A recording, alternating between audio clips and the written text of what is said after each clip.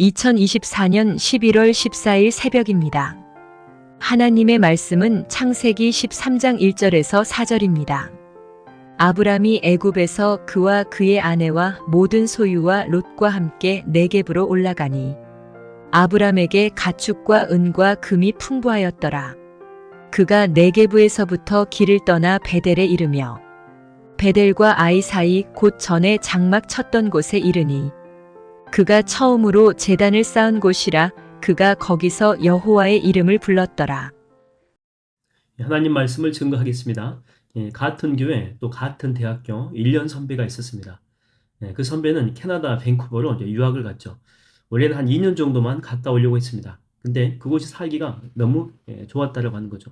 산도 멋있고 또 초원도 좋고 공기도 맑고 그리고 차로 이렇게 조금만 가면 해안가 중에 절경인 곳이 정말 그렇게 많다라고 합니다.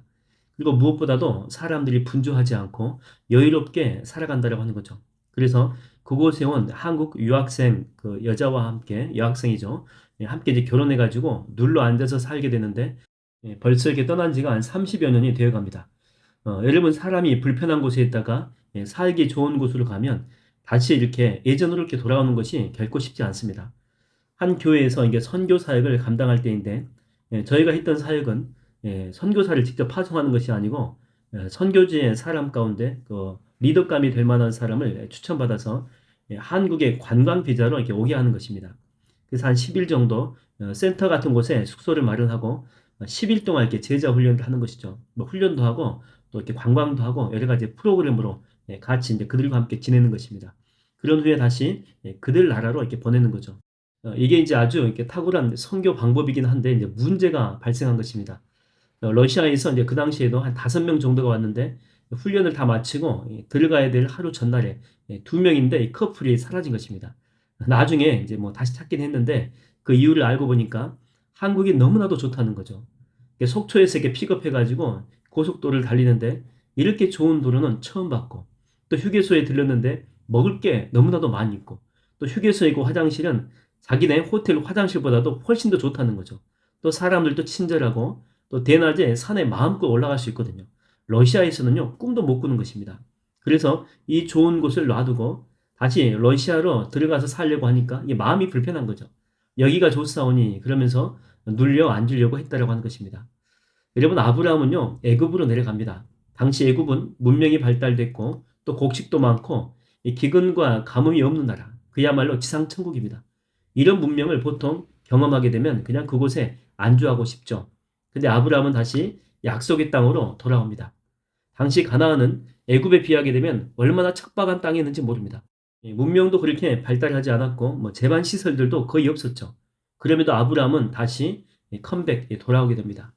마치 베드로가 변화산에 올라가서 여기가 좋사오니 하면서 안주하려고 했을 때 주님은 그것을 무시하고 다시 사역의 장입니다.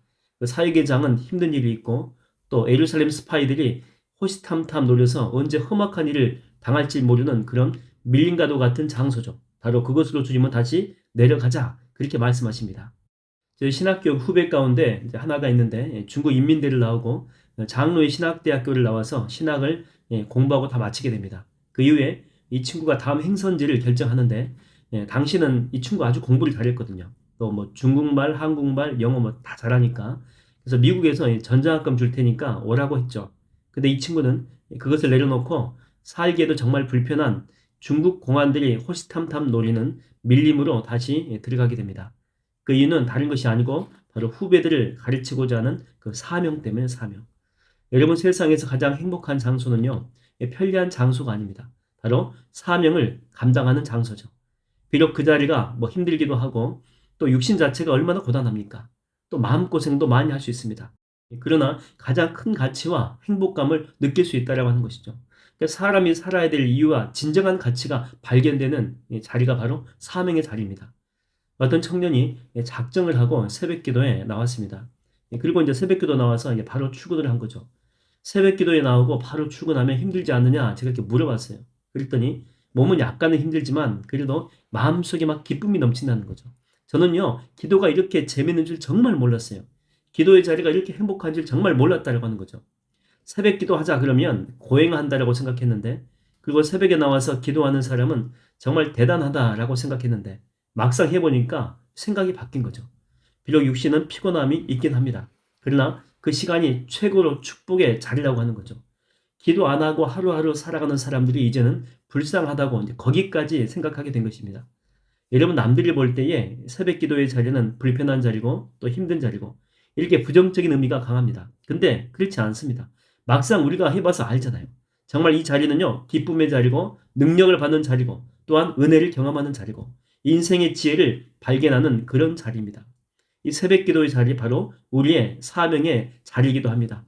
저는 오늘 또 여러분들이 이 사명의 자리에서 드리는 기도를 통해서 오늘 하루도 기쁨이 충만하고 세상을 넉넉히 이기는 성령 충만의 영이 여러분과 함께하게 되기를 주의 이름으로 축원드립니다.